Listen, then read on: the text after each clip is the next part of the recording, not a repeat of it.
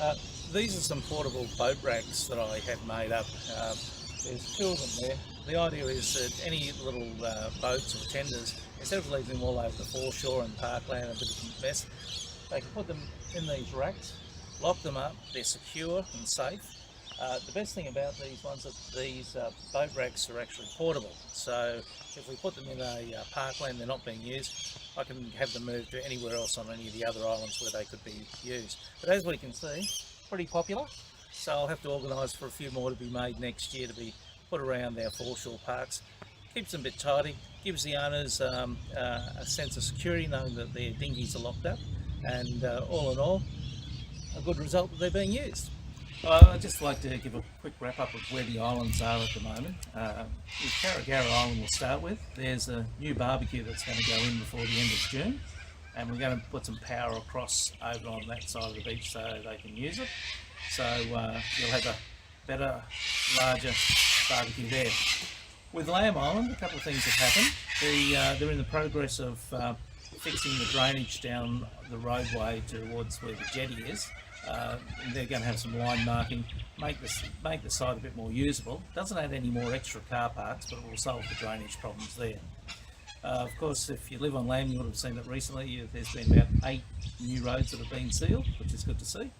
And there's a small park further on from the jetty that you'll notice that we've built a new revetment wall and grassed it. That was actually the site of an old dumping area, and by putting in an improved revetment wall and capping it with grass, we make sure there's no leachates going out in the water, and it's also something that the community can use. Onto McClay, the tender has been awarded for the construction of the new barge ramp.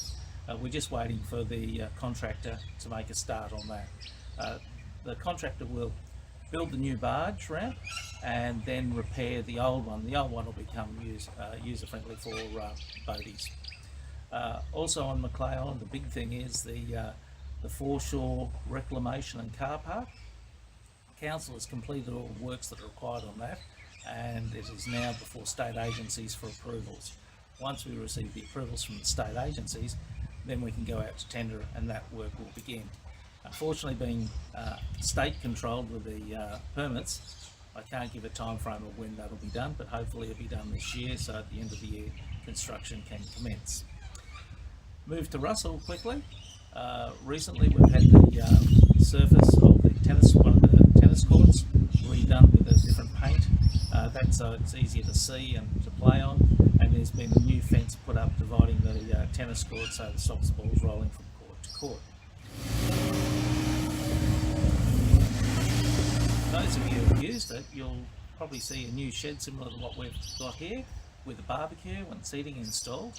That was actually done through a grant from Jupiter's Gaming Grant and organised through Bay Island Community Services.